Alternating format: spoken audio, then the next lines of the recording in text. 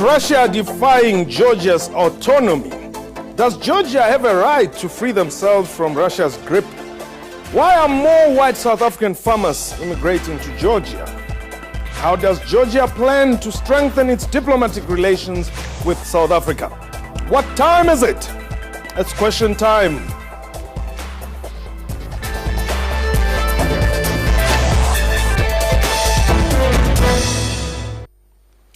Hello and welcome to the show. My name is Mpho Tsedu.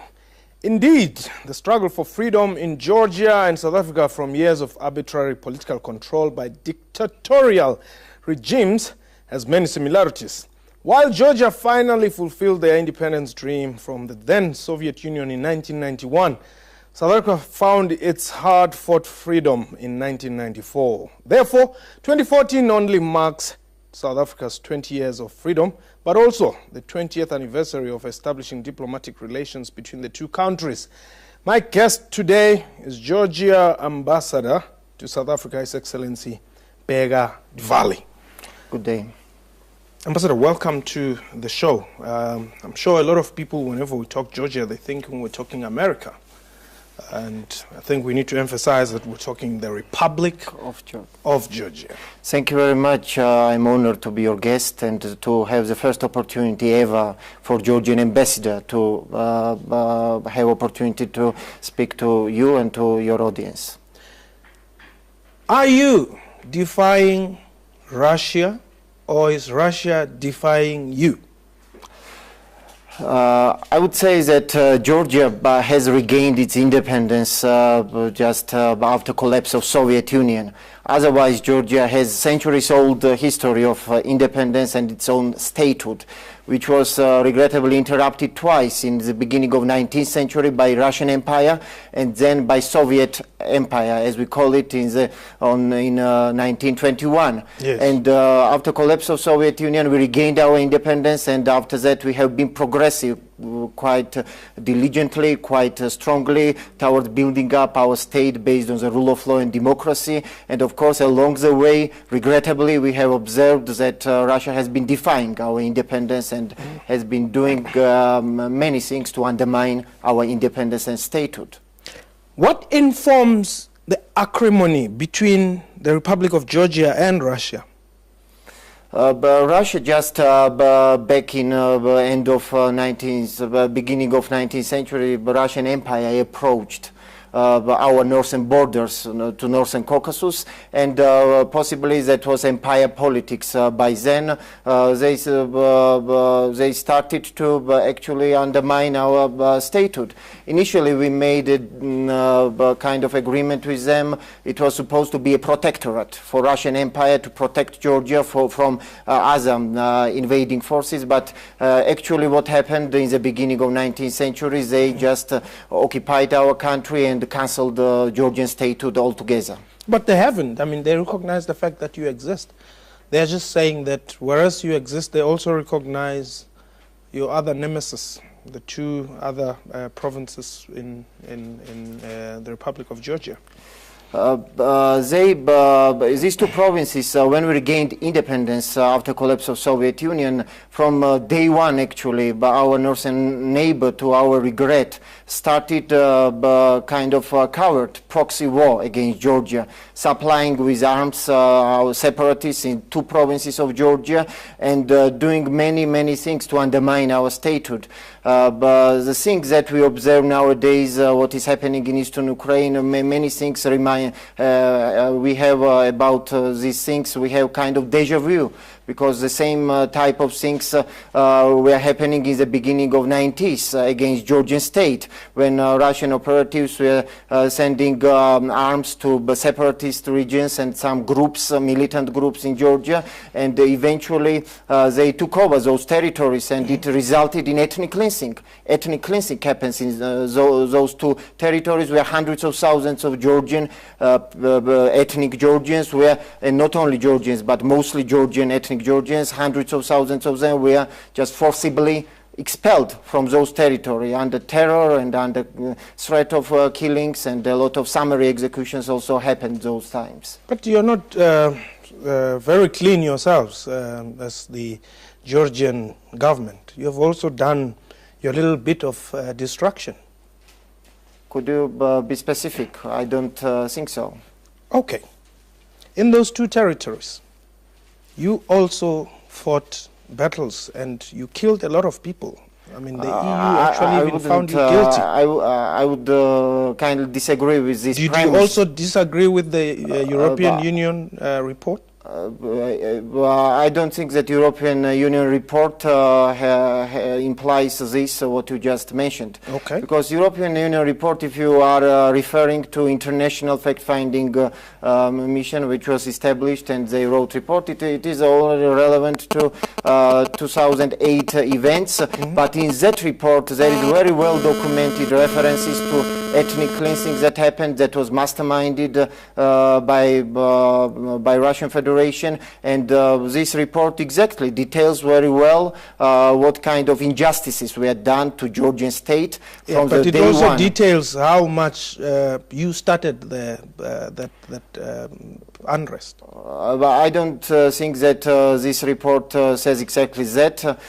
This report very well documents that this process that started by aggravating situation, it was coming from the north, stage by stage, starting from, let's go back again to the 90s when first time Russia sponsored the separatist groups and took over those territories, and then very, very systematically, very pre-planned way, Russia prepared for what happened in 2008 when openly they rolled tanks on Georgian territory. And this fact-fighting mission and this report details very well that it was Russian Federation with its military force, full military might, to enter our Georgian territory. Yeah, well, when they rolled in those tanks, those were, at first they sent in unarmed troops.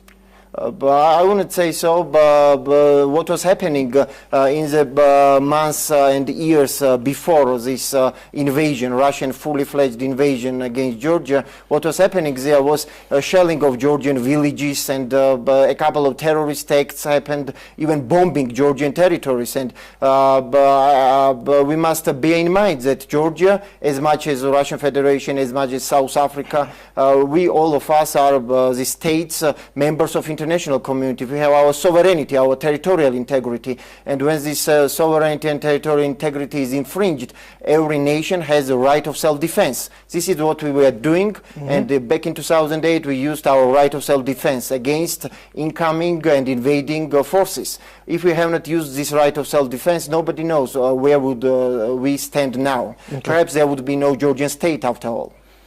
You've been accepted into the EU fully now. Well, we have not yet been accepted, although this is our major priority. Our foreign policy, which is, I would call it multi-vector foreign policy, and it seeks forging friendship and partnership with every nation around the globe. But two major priorities of this foreign policy is European integration, that is fully-fledged integration with European Union, and Euro-Atlantic integration, that is fully-fledged integration with NATO. We see these two institutions, European institutions, as value-based institutions. So our aspirations for a European integration is a kind of value reference point. Our people, not this government or previous government or specific political party, but the people of Georgia decided so. And back in June, just recently, because of our kind of credentials that we have in terms of developing state based on the rule of law, we have signed an association agreement with European Union. We have become associated member, and we have also, this package includes a deep and comprehensive free trade area. So this denotes how far we have gone from day one when we regained independence back in early 90s, basically when we didn't have a state, and where we are now when we have fully viable state based on the rule of law and democracy. Hold the thought there. We'll continue our discussion only after the break. This is Question Time. Please don't go away.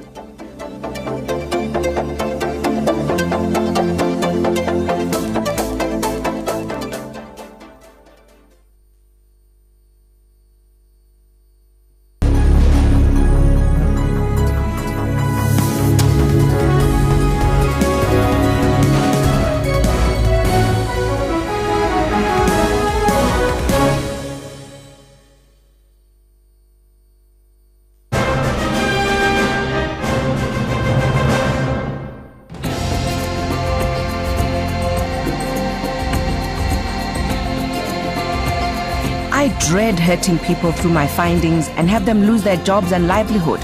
But I stand for what is right. We need a bolder vision where we're not going to be apologetic. We must be bullish and occupy the space that we believe exists for us. We salute women.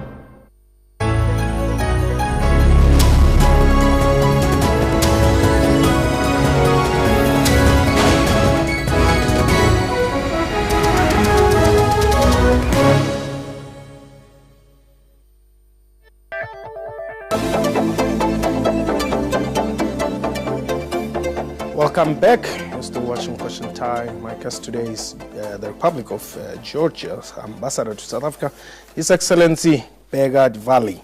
Now, Your Excellency, there seems to be a lot of interest on the Republic of Georgia's happenings from America.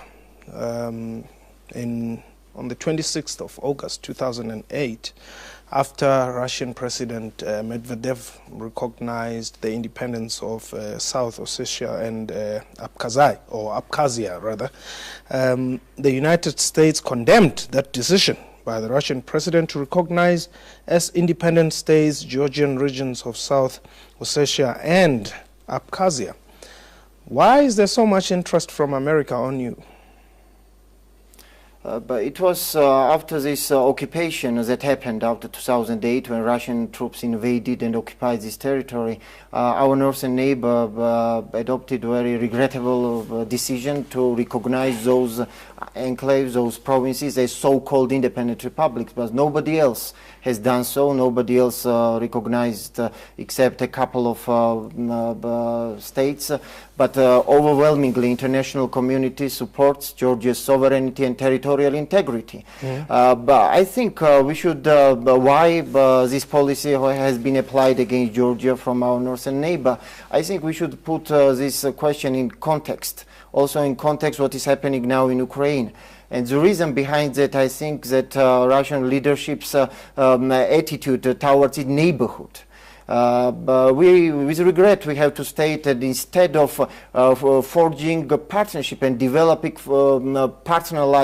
partner-type relationship with all its neighbors, former Soviet states, Russia has started, even in early 90s, to undermine the statehood, to create unrest in its vicinity, in its neighborhood, and this is only we have to note with deepest regret. Okay. Now, you don't seem to be addressing my question, which is, why is there so much interest from America? From America, with America, Georgia has a strategic partnership. We have a charter on strategic partnership with the United States. What does it entail? It entails development of bilateral relations in every sphere imaginable. Starting from economy, security and defense, people-to-people contacts and economic relationships. Let's talk about the defense and I think it is not only about Georgia, but it is like we should put this relationship in the bilateral context. Georgia seeks partner-like relationships, and we have this type of relationships overwhelmingly around the globe with many countries. Okay. So with some countries we have gone far more and far further than with other countries, and we are only happy that with such a country as the United States, as much as with European Union and European countries, we have very, very dynamic and progressing relationships. Yeah. Let's talk about the military and defense. Yes. Don't you think that's the reason why Russia is hostile to you? Because you are cooperating with America on something which can be a risk for them? It is a sovereign right of Georgia to cooperate with every nation. It is decision of the government and people of Georgia to cooperate with this or that country in every possible legal sphere and area. And but I don't think that our relationship with the United States is should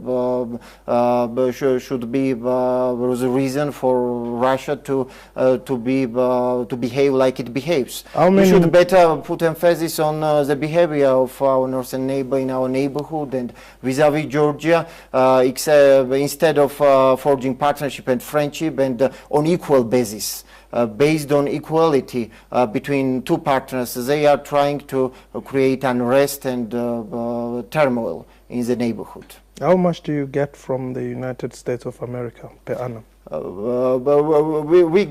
don't get actually some kind of extraordinary figures from United States. I think that this is emphasis that is totally diverts attention of many towards the hardcore issue that we look at. That on the one hand, the United States and our European partners support democracy and rule of law and protection of human rights in Georgia and in the region, while the role of Russia is only destructive so far in the neighborhood. The reason why I'm saying this is Yes. because I want to put it to you that the reason for the continued conflict between yourselves and Russia is informed by the nature of your relations with those whom Russia regard as challengers or competitors. I think it is the biggest problem that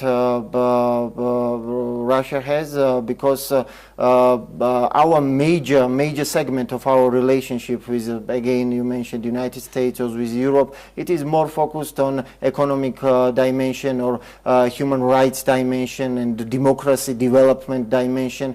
And I wouldn't say that this military segment bears big or such a scale of significance that we should put such an emphasis on this. But it is, even if it were only about military cooperation, I don't think that main focus should be what are the, from our standpoint, Georgia's standpoint, what is the choice of people of Georgia and decision of Georgia. Otherwise, we are very much, by the way, open in our relationships with Russia. Even despite these occupations that is going on, despite these problems that we have with the so-called recognition of the independence of these so-called two enclaves, with Russia we have been remaining very open in terms of economic relationships, in terms of people-to-people contacts. So we have a quite open approach to this. Okay. And hardcore political and security issues that we have with Russia, we try to decide and resolve through international talks, which is called Geneva International Discussions. While with Russians, we also speak bilaterally through special envoy of our Prime Minister. We speak on humanitarian, economic, trade issues, and we have a couple of breakthroughs in recent years. Yeah. How would you describe the current state of security around the region, given the Ukrainian debacle? Yes, of course, situation that is happening in Ukraine is very much concerning for us. Georgia supports Ukrainian sovereignty and territorial integrity. More especially because they are fighting against Russia. Not specifically because of that reason, because we think and we consider that international law and international legal system in the Ukrainian side, Ukrainians' case, their case is just. Their sovereignty and territorial integrity was infringed. And it is kind of big hit to the international UN Charter-based system. And by the way, many people say that what happened with Crimea, it is just first case in our post-Second World War order, but it was not the first case. First case, I think, happened exactly in Georgia when Russian Federation took over 2 our territories and isolated them and basically created 2 black holes in that region. And of course, we very much hope the situation in Ukraine will be resolved peacefully, and Ukrainians will restore effectively their law and order on whole of their territory. Okay. Yes. I want us to talk about the economics of the Republic of Georgia and the farmers that have actually left South Africa for Georgia. Let's look into that as well. But this question time, we're going to take a quick break. Please don't go away.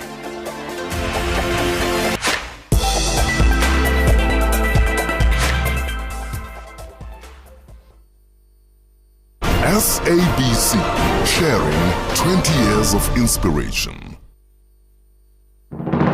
Zoom into Africa. This is Seychelles. The president is Mr. James Michel James. Seychelles got independent from United Kingdom on 29 June in 1976. The population is over 80,000 people. One of the major languages spoken is English. Monetary unit is the Seychelles rupee.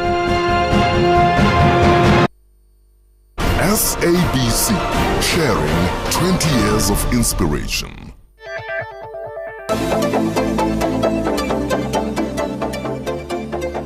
Welcome back. You're still watching Question Time. Our guest today is the Republic of Georgia's Ambassador to South Africa, His Excellency Dvali.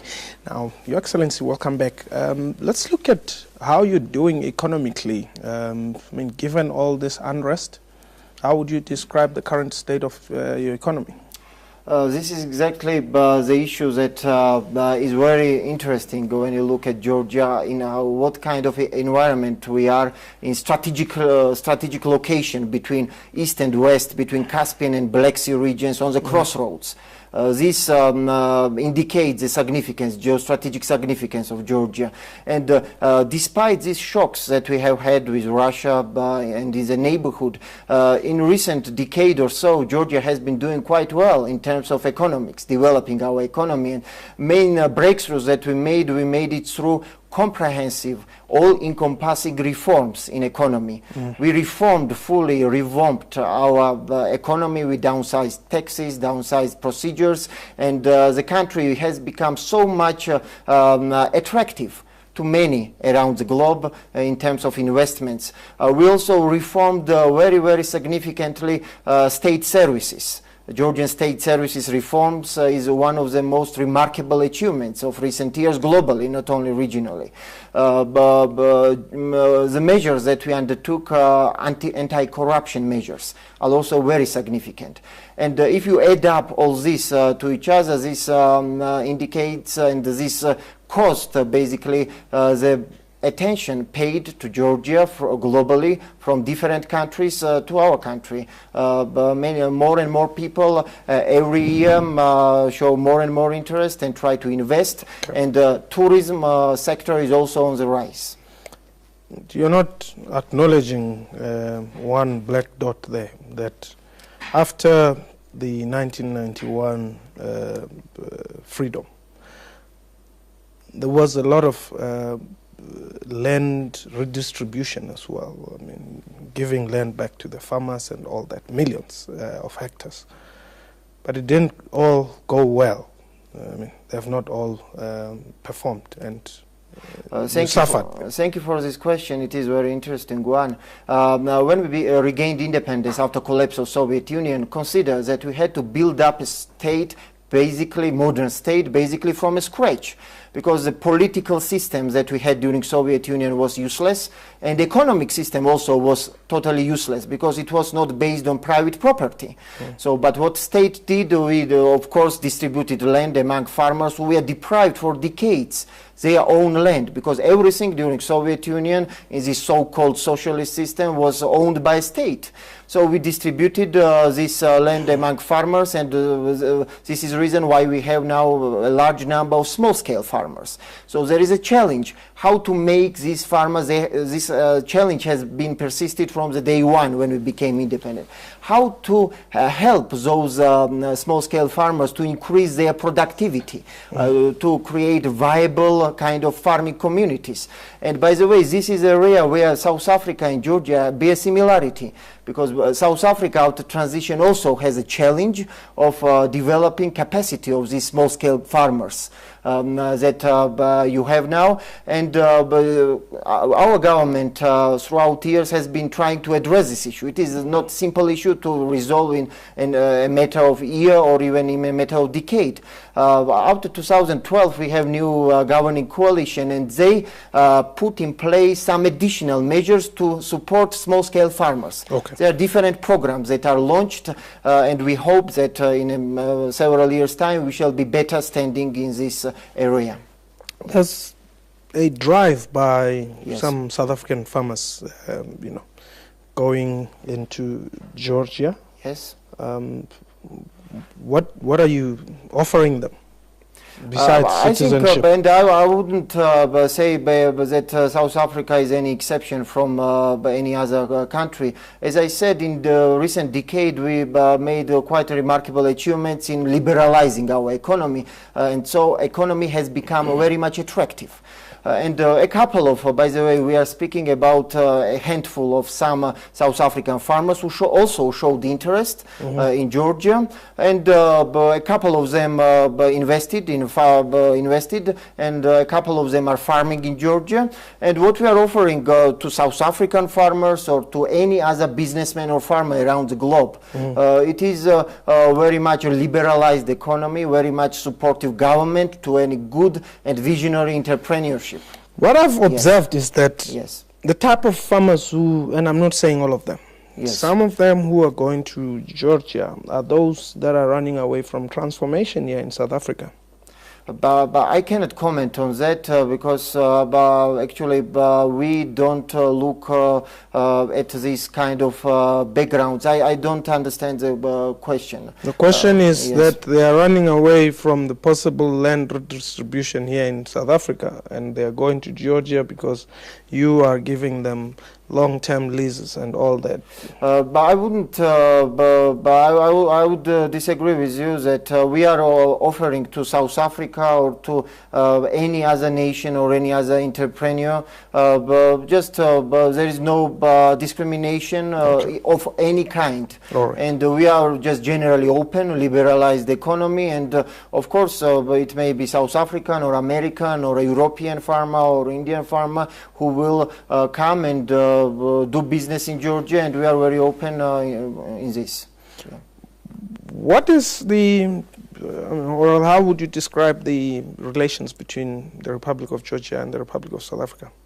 I would, 20 years ago, last year we celebrated the conclusion of diplomatic relations between two countries, and I would describe it as dynamically developing. Only a couple of years that the Georgian embassy is here in Pretoria, and I arrived just less than 2 years ago.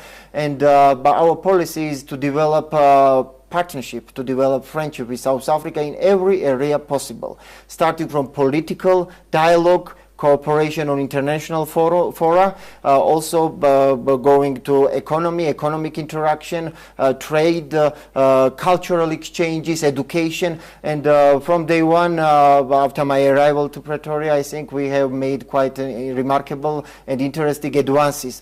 For now, our trade figures may not be significant. Our interaction may not be as high as with many other countries South Africa has, but I'm very optimistically inclined, and we are looking forward to deepened relationship.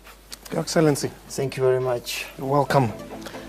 That was question time for today. A big thank you to my guest and to you for watching the show. We welcome your feedback via email, questiontime@sabc.co.za, our Twitter handle @questiontime24. From me and the crew, have yourself a wonderful time. Goodbye.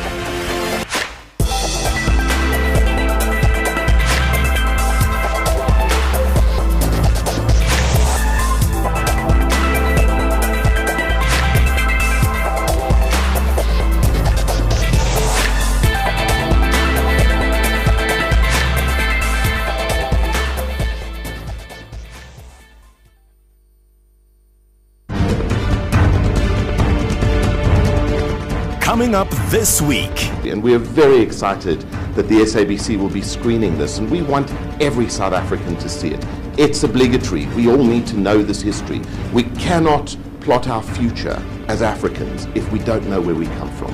And we can never plot our future if we don't pay respect to the people who've helped us. Join Refilwe and Eloise on Film South Africa every Friday at 17:30 CAT.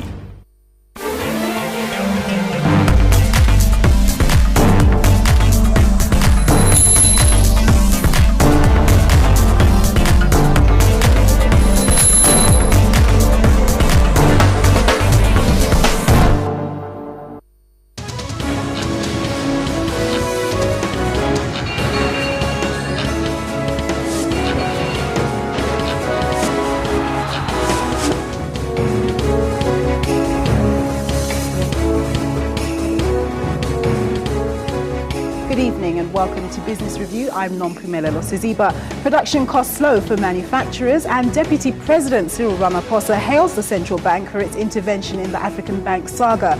Before we get into your business news, let's take a look at your general news headlines. The Public Protector tells political parties to back off and respect the Constitution. This in response to ANC criticism of her letter to President Jacob Zuma, in which she asked him to respond properly to her report on Uganda. The DA wins its long 5-year battle over the spy tapes, but warns there's more to come. Supreme Court of Appeal orders NPA to hand over tapes. 3 major participants in the Arms Deal Commission withdraw from the probe, citing a lack of transparency and fairness by its chair, Judge Willie Siriti. They're among the witnesses subpoenaed to testify in the Commission's second phase. Now, the South African government plans to launch its first Islamic bond soon. It's likely to issue a benchmark-sized bond, which means at least $500 million. That's roughly more than 5 billion rand. Such bonds usually run over a period of 5 years. The government has hired BNP Paribas, Standard Bank and KFH Investment, a unit of Kuwait Finance House, to handle investment meetings with potential investors in Europe, Asia and the Middle East in early September. Now, to tell us why Islamic bonds, or sukuks, are different and why South Africa is looking to give them a try, I'm joined by Nadir Token. He's from 274 Asset Management. Thank you very much for joining us, Nadir. It's a pleasure. Okay. Now, what distinguishes Islamic bonds to normal bonds? I think the predominantly distinctive factor in Sharia-compliant bonds, or what we call sukuk, is the fact that there can be no interest in Sharia-compliant investing. So how conventional bonds work is that government, for example, goes to the market and says, well, we want to raise $100 million, and in exchange for investors giving us that $100 million, we will then give them an 8.5%, as an example, coupon twice a year in exchange for the use of their money, and repay them the principal at maturity. Now, because Sharia-compliant investing doesn't allow interest, they have to, sukuks have to find a way around this, and essentially what happens is that there's a particular asset which the debt holders know they're going to be financing upfront when they enter the deal, and they're going to be sharing the gains and losses from this financial project from the outset. So essentially, it would be, for example, something like an Eskom comes to the market. They say, well, we need to raise 100 million rand in debts for Medupi Power Station, and Medupi Power Station has these forecast cash flows over the next 10 years from generating electricity. What then happens is that instead of being paid a coupon, or what would be called interest, the investors would then gain a portion of the cash flows generated directly from that project, which is the sale of electricity, and at mature and the asset, which is Medupi Power Station, for example, will be transferred into a special purpose vehicle. At maturity of the sukuk, which, as you mentioned, is typically 5 years, the asset is then sold from the special purpose vehicle back to Eskom, and the proceeds are then gone back to the debt holders in order to refund them the capital which they originally borrowed. So that's how they get around interest income with an Islamic or Sharia compliant bond, which is called a sukuk.